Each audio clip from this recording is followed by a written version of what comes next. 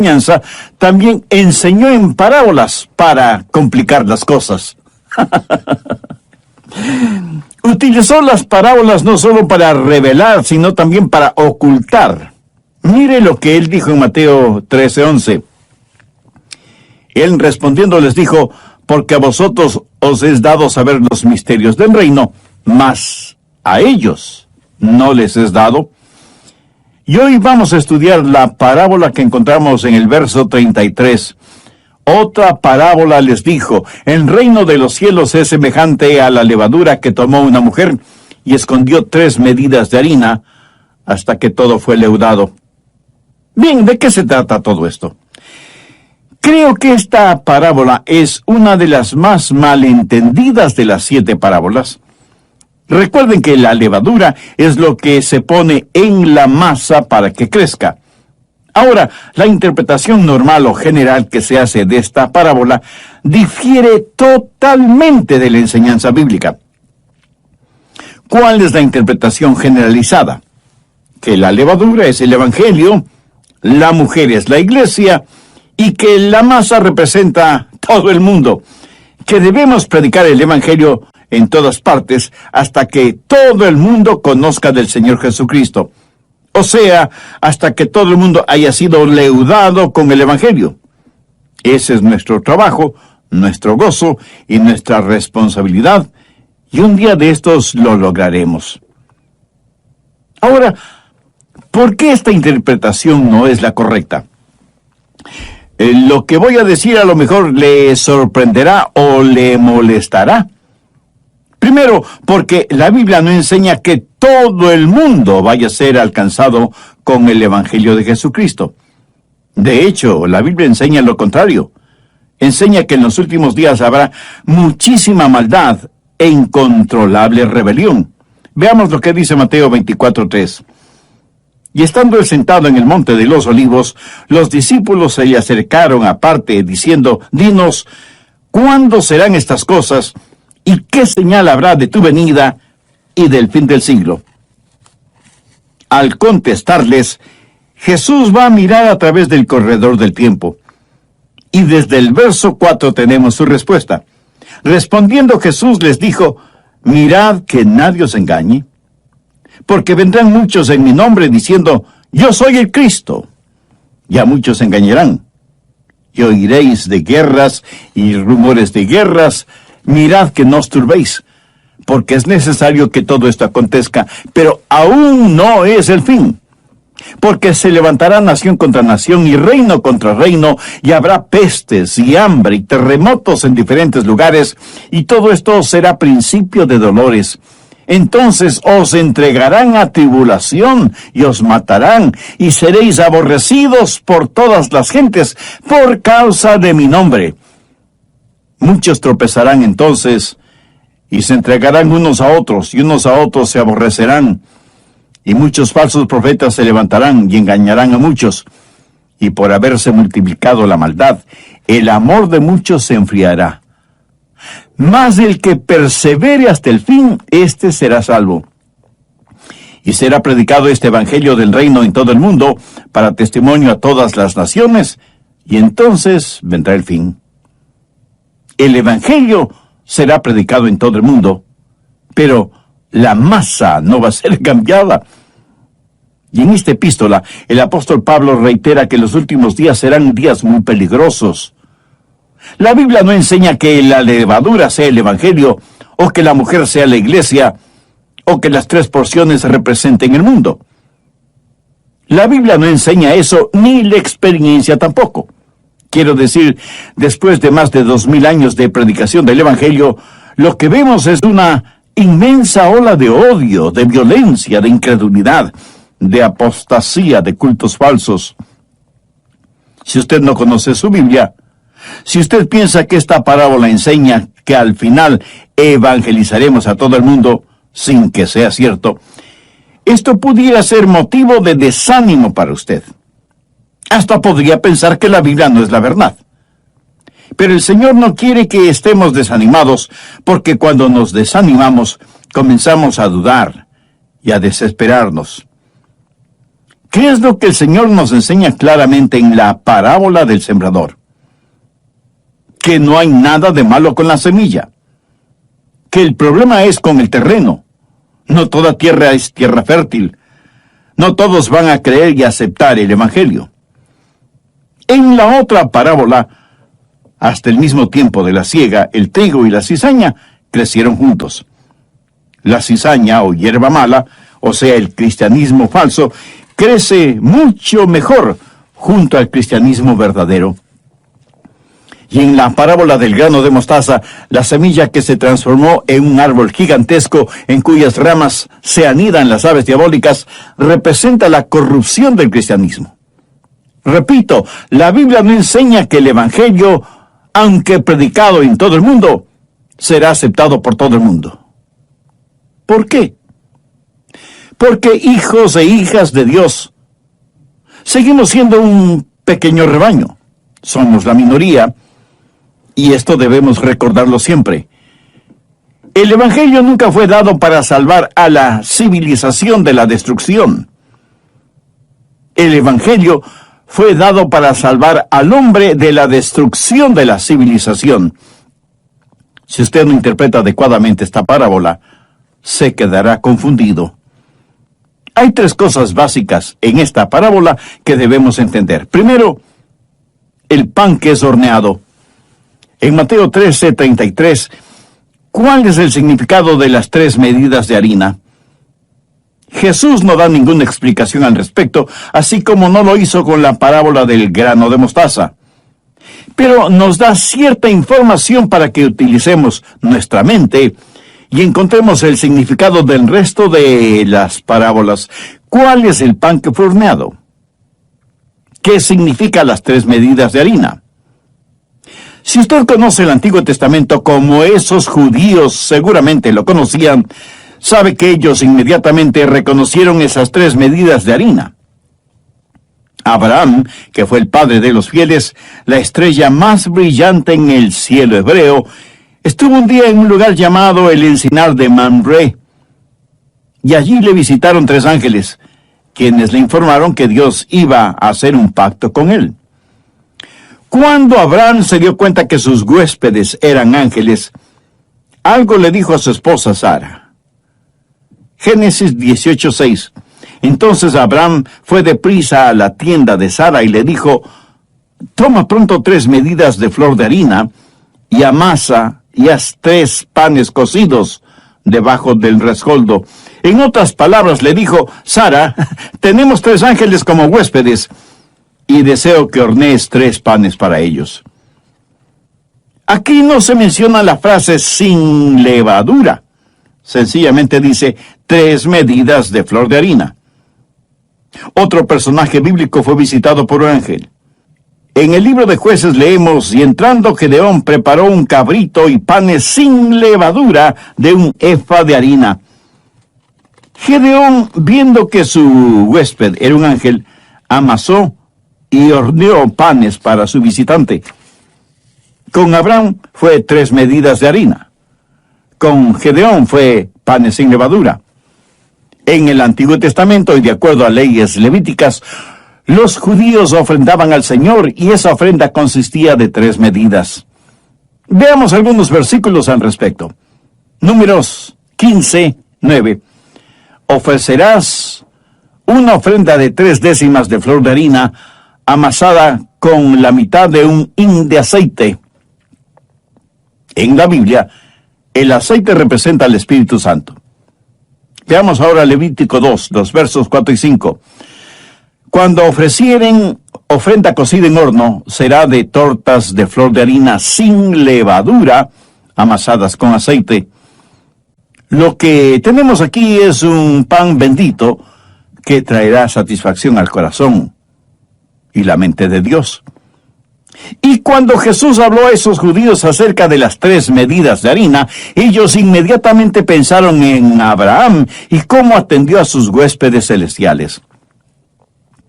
Jesús también hizo referencia a este asunto cuando, en el Nuevo Testamento, contó la parábola del hombre que recibió la visita de un amigo por la noche y no tuvo nada para ofrecerle para que coma. Así que fue donde su vecino para que le prestara 3 panes. ¿Qué es lo que representan esos 3 panes? Representan al Espíritu Santo. En Mateo 7:11, Jesús hizo referencia al hecho de que si nosotros, siendo malos, damos cosas buenas a nuestros hijos, o a veces a nuestros vecinos, el Padre Celestial siempre da cosas buenas a los que le pidan. Así que la idea de ese pan es que es un pan bendito, y habla de la comunión y compañerismo con Dios y con los hombres, porque el compartir del pan sin levadura ha sido un símbolo y emblema de la comunión con Dios desde la institución de la Pascua en el Antiguo Testamento hasta la Cena Pascual en el Nuevo Testamento. Jesús compartió pan con sus discípulos durante la última cena y él mismo se identificó como el pan de vida. Recuerda la parábola del trigo y la cizaña. El trigo es representativo de los hijos de Dios, la buena semilla. ¿Qué es el pan? Podríamos decir que es trigo que ha experimentado la muerte, que ha sido molido, quebrantado y pasado por fuego, y aunque puede mezclarse con otros granos molidos, forman una sola masa con la cual se hará el pan. Los creyentes genuinos somos, por así decirlo, el trigo de Dios, la semilla de Dios. Y hemos sido cosechados, limpiados, molidos, cernidos, pasados por fuego, horneados, para que podamos ser como pan, apetecible y nutritivo. Y en conjunto somos la iglesia, la comunión de los santos con Dios. Segundo, la levadura latente.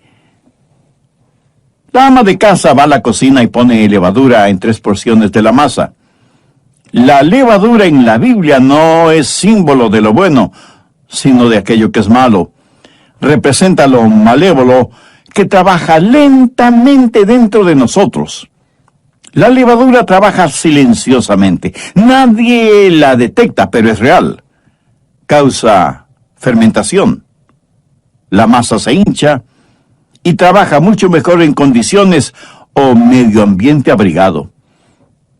Cuando los oyentes de Jesús le oyeron hablar de las 3 medidas de harina, pensaron en la ofrenda de Abraham en el Antiguo Testamento. ¿Por qué? Porque pensaron en la Pascua y cómo debían tomarla. Éxodo 12:8 dice, y aquella noche comerán la carne asada al fuego y panes sin levadura. ¿Lo ve? Comer la carne con panes sin levadura. ¿Por qué panes sin levadura? Porque la levadura simboliza lo maléfico.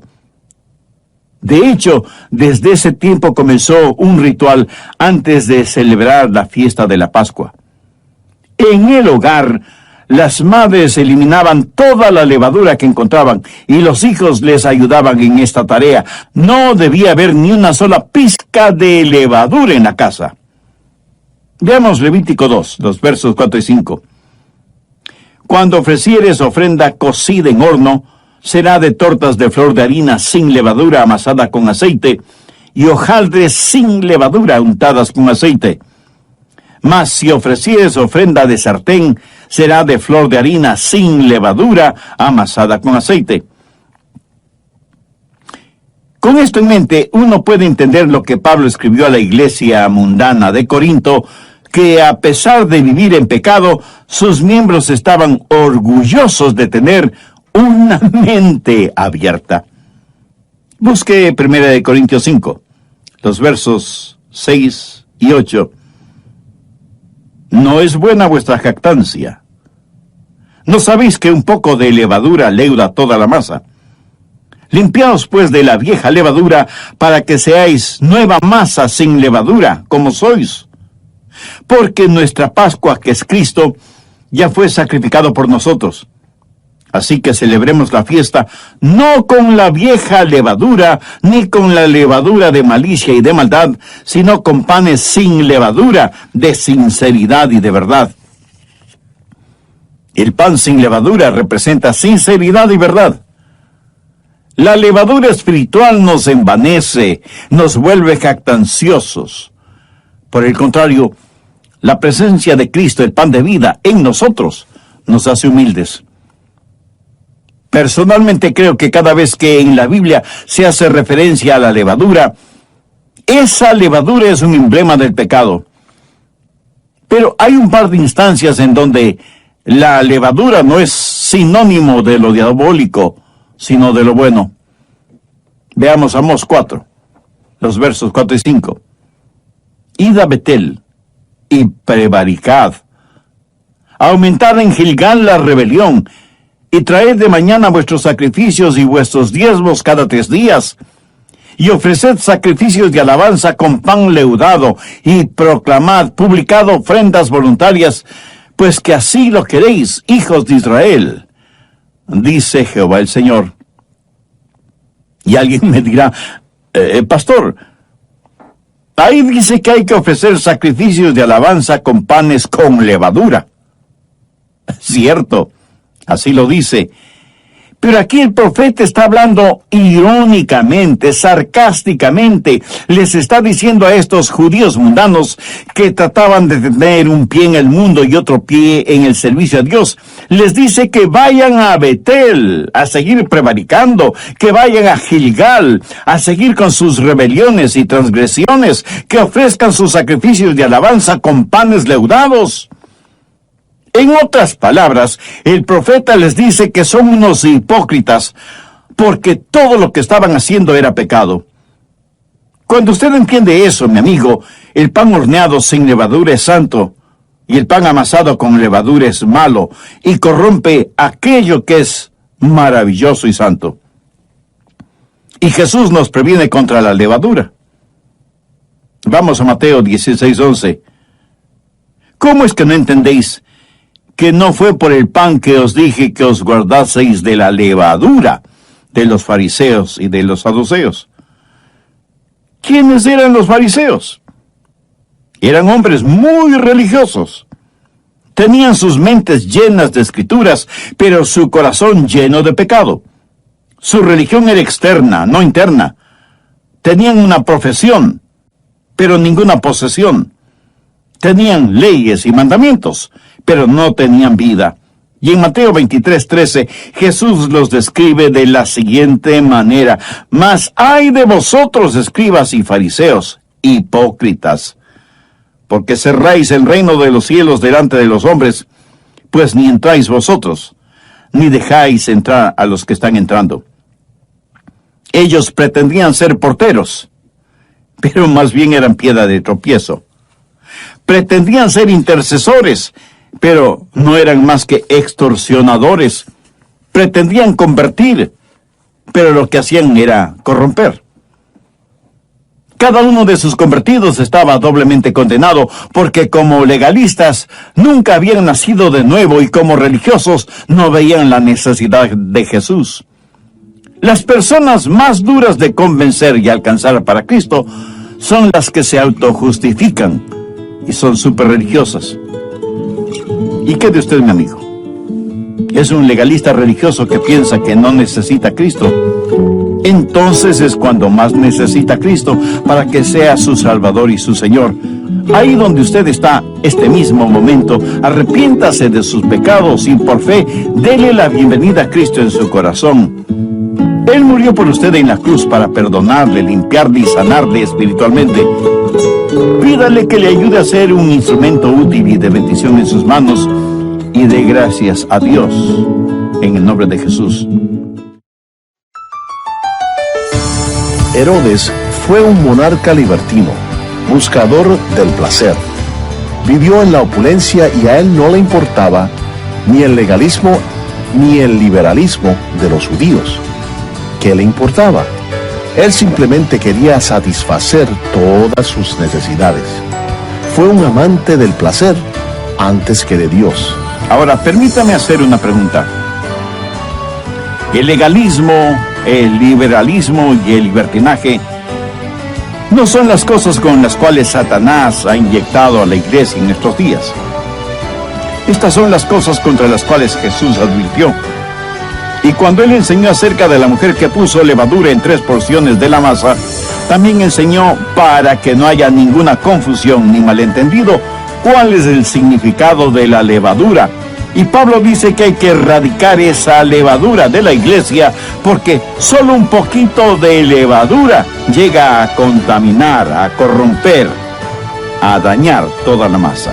Se dice que los malos hábitos corrompen las buenas costumbres, y es verdad. Tristemente hay que reconocer que somos más propensos a imitar lo malo que vemos que a practicar lo bueno que se nos enseña. Bienvenidos a El Amor que Vale. Soy Andrés García Vigio. Hoy, en la voz del pastor Lenín de Llanón, el doctor Adrian Rogers finaliza su mensaje, El extraño caso de la mujer furtiva. Por favor, abra su Biblia en el Evangelio de Mateo, capítulo 23, desde el versículo 1. Entonces Jesús habló a la gente y a sus discípulos diciendo, en la cátedra de Moisés se sientan los escribas y los fariseos. Así que todo lo que os digan que guardéis, guardadlo y hacedlo. Mas no hagáis conforme a sus obras, porque ellos dicen y no hacen. Porque atan cargas pesadas y difíciles de llevar y las ponen sobre los hombros de los hombres, pero ellos ni con un dedo quieren moverlas. Antes hacen todas sus obras para ser vistos por los hombres, pues ensanchan sus filacterias y extienden los flecos de sus mantos, llaman los primeros asientos en las cenas y las primeras sillas en las sinagogas y las salutaciones en las plazas, y que los hombres le llamen Rabí, Rabí. Pero vosotros no queráis que os llamen Rabí, porque uno es vuestro Maestro, el Cristo, y todos vosotros sois hermanos. Y no llaméis Padre vuestro a nadie en la tierra, porque uno es vuestro Padre, el que está en los cielos. Ni seáis llamados maestros, porque uno es vuestro Maestro, el Cristo, el que es mayor de vosotros, sea vuestro siervo. Escribas y fariseos pretendían ser guías, pero eran ciegos. Aparentaban ser ofrendadores, pero eran aprovechadores. Mire lo que dicen los versos 23 y 24. ¡Ay de vosotros, escribas y fariseos, hipócritas! Porque diezmáis la menta y el eneldo y el comino, y dejáis lo más importante de la ley, la justicia, la misericordia y la fe. Esto era necesario hacer sin dejar de hacer aquello. Guías ciegos, que coláis el mosquito y tragáis el camello. Pretendían ser limpios y puros, pero estaban llenos de inmundicia y suciedad. Por eso Jesús les dijo desde el verso 25, ¡ay de vosotros, escribas y fariseos, hipócritas! Porque limpiáis lo de afuera del vaso y del plato, pero por dentro estáis llenos de robo y de injusticia. Fariseos ciegos, limpien primero lo de dentro del vaso y del plato, para que también lo de fuera sea limpio. ¡Ay de vosotros, escribas y fariseos, hipócritas! Porque sois semejantes a sepulcros blanqueados que por fuera, a la verdad, se muestran hermosos, mas por dentro están llenos de huesos de muertos y de toda inmundicia. Así también vosotros por fuera, a la verdad, os mostráis justos a los hombres, pero por dentro estáis llenos de hipocresía e iniquidad. Los escribas y fariseos eran todo lo contrario de lo que exigían a los demás que fueran. Querían que los demás fueran limpios, pero ellos eran completamente sucios, no de suciedad física, por falta de higiene personal o por falta de agua, sino que eran sucios en su corazón, en su mente. Irónicamente, hasta podían derramar lágrimas con los familiares de una persona a la que ellos mismos habían ordenado matar. Veamos las palabras de Jesús en los versos del 29 al 32. ¡Ay de vosotros, escribas y fariseos, hipócritas!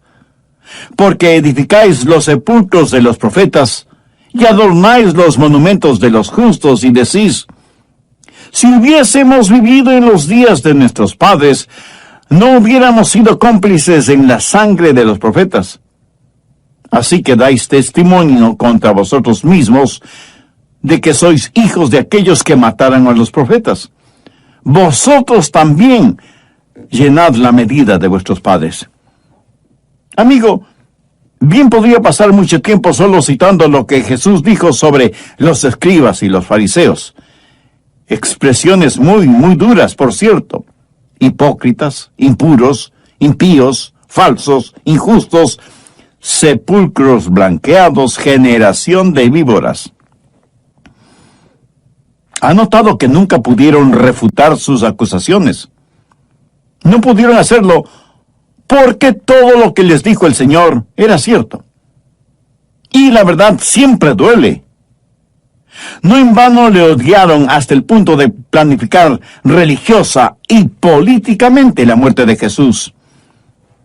Entiende ahora lo que es la levadura.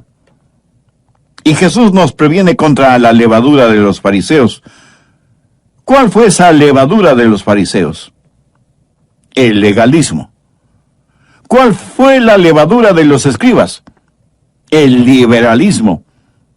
El legalismo y el liberalismo, usted siempre los encontrará en las religiones falsas. Anote al margen Hechos 23:8. Porque los saduceos dicen que no hay resurrección, pero los fariseos afirman estas cosas. Los fariseos eran los fundamentalistas de su tiempo, y los saduceos eran los liberales, pero ninguno de ellos tenía el verdadero Espíritu de Dios en sus corazones. Los saduceos decían, nosotros no creemos en tonterías como ángeles, o espíritus, o la resurrección. Ellos se creían demasiado sofisticados, y Jesús advirtió contra ellos, porque no solo el legalismo, sino también el liberalismo penetraría con su levadura el pan que representa la iglesia y el cuerpo de Cristo, y ambas cosas son mortales para el espíritu. ¿Sabe lo que es teológicamente un liberal? Veamos Mateo 22 desde el verso 23. Aquel día vinieron a él los saduceos que dicen que no hay resurrección, y le preguntaron diciendo, si alguno muriere sin hijos, su hermano se casará con su mujer, y levantará descendencia a su hermano. Hubo pues entre nosotros 7 hermanos, el primero se casó y murió, y no teniendo descendencia, dejó su mujer a su hermano. De la misma manera también el segundo y el tercero hasta el séptimo. Y después de todos murió también la mujer. En la resurrección, pues, ¿de cuál de los 7 será ella mujer, ya que todos la tuvieron? Entonces, respondiendo Jesús les dijo, erráis, ignorando las Escrituras y el poder de Dios. Y aquí viene la condición para ser teológicamente un liberal. Ponga atención porque esto es muy importante. Erráis, ignorando las Escrituras y el poder de Dios. ¿Por qué estaban equivocados estos fariseos? Sencillamente porque no entendían ni las Escrituras ni el poder de Dios. Por eso Jesús advierte contra el liberalismo. Pero hay otra clase de levadura contra la cual también advierte Jesús. Vayamos a Marcos 8:15. Y él les mandó diciendo, mirad, guardaos de la levadura de los fariseos y de la levadura de Herodes. ¿Cuál era la levadura de los fariseos? ¿Cuál la levadura de Herodes? Fue el legalismo. La levadura de los saduceos era el liberalismo.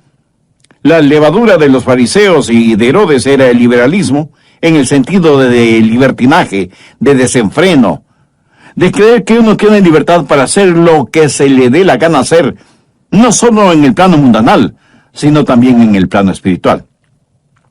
Verá, Herodes fue un monarca libertino, buscador del placer por el placer.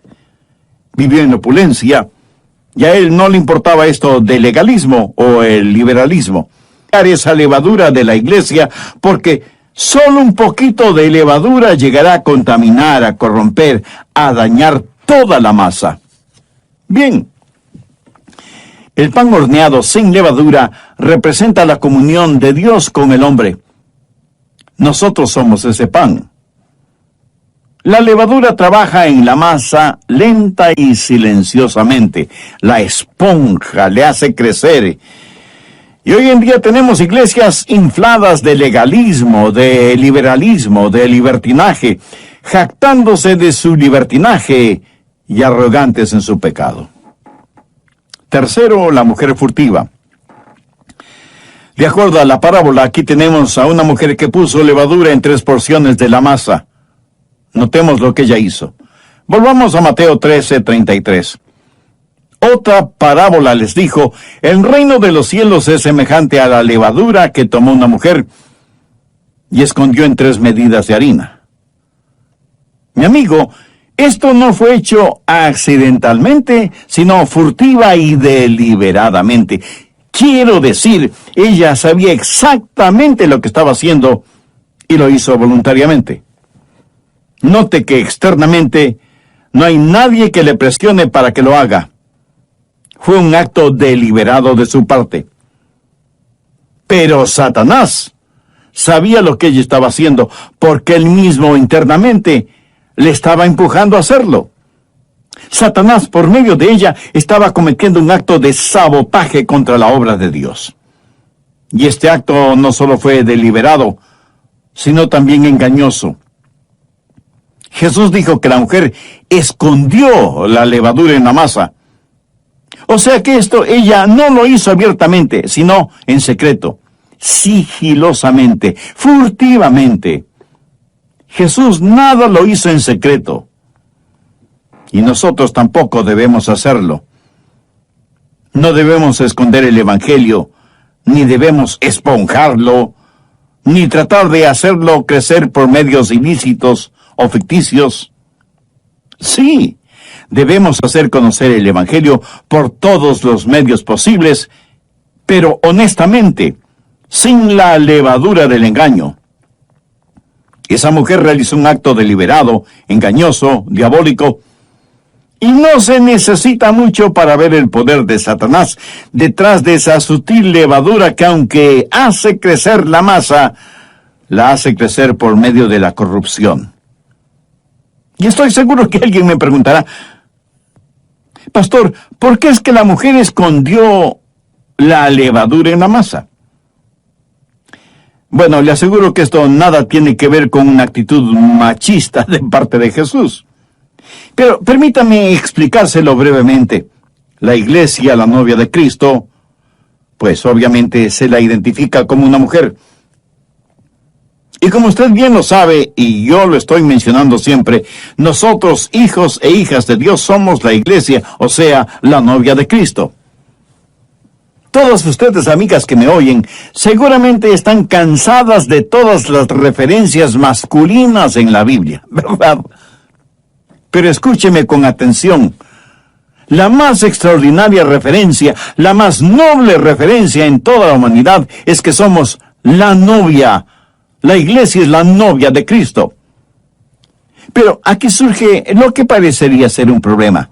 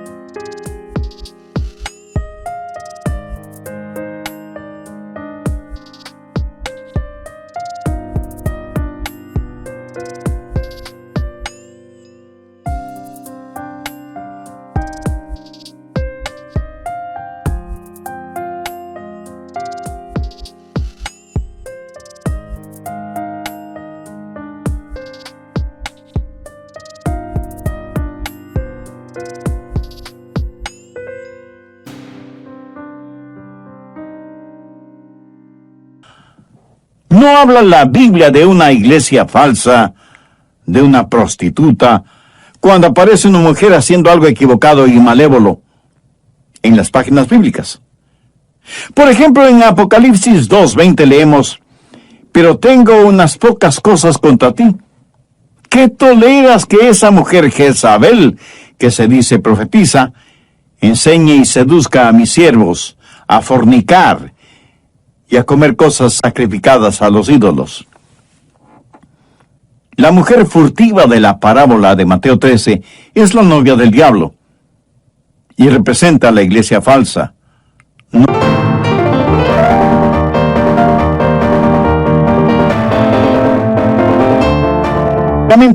Que visite la cocina de la iglesia y vea quién está en ella. Y no se deje impresionar por sus glándulas gustativas. Vea los ingredientes con los cuales se prepara la comida. Y esté advertido, atento, preparado para que no le den gato por liebre. El diablo no tiene solo una manera de trabajar. Recuerda la parábola del sembrador. ¿Cómo trabajó el diablo en esa parábola? Pues robándose la semilla. ¿Cómo trabajó en la parábola del trigo y la cizaña? Imitando la semilla del trigo. ¿Cómo trabajó en la parábola del grano de mostaza? Corrompiendo la semilla. ¿Cómo trabaja en la parábola de la levadura? Infiltrándose en la iglesia. Y lo que el Señor Jesús está haciendo es mostrándonos qué es lo que va a suceder. Y estas parábolas abarcan el tiempo desde los días cuando Jesús sembró las semillas hasta el final del día del juicio, cuando la semilla caerá en buena tierra y dará su fruto, y el trigo será separado de la cizaña. Son parábolas y palabras de Jesús, advirtiéndonos sobre estas cosas. En posteriores programas estudiaremos las otras parábolas, la del tesoro escondido, la de la perla de gran precio, la parábola de la red, la de los tesoros nuevos y viejos, etc. Y cuando terminemos de estudiarlas, estoy seguro que usted mirará retrospectivamente y dirá, la Biblia es maravillosa y todo sucedió, sucede y sucederá como Dios ha dicho. Mi amigo, usted no va a tener falsas expectativas, y al no tener falsas expectativas, usted no será desilusionado, y si no es desilusionado, no tendrá dudas, y si no tiene dudas, no caerá en la desesperación, sino que dirá, ¡aleluya! Porque el mismo Dios que nos ha enseñado estas cosas es el mismo Dios que nos enseña que hay una iglesia genuina, verdadera, y el mismo Señor Jesucristo, al referirse a ella, dijo, edificaré mi iglesia y las puertas del Hades no prevalecerán contra ella. Es mi profundo anhelo y deseo que este mensaje, el Espíritu Santo de Dios lo selle, no solo en su mente, sino también en su corazón, y que Dios nos ayude a cada uno de nosotros, si en verdad somos sus hijos e hijas, nos ayude a ser miembros puros y consagrados de su iglesia. Que desterremos de nosotros todo indicio de levadura diabólica. Que anhelemos ser buena tierra para que la semilla sembrada por el divino sembrador dé el fruto que debe dar. Que seamos trigo dispuesto a ser quebrantado, molido, cernido, horneado al fuego, para que toda la masa se fusione y se queme todo rastro de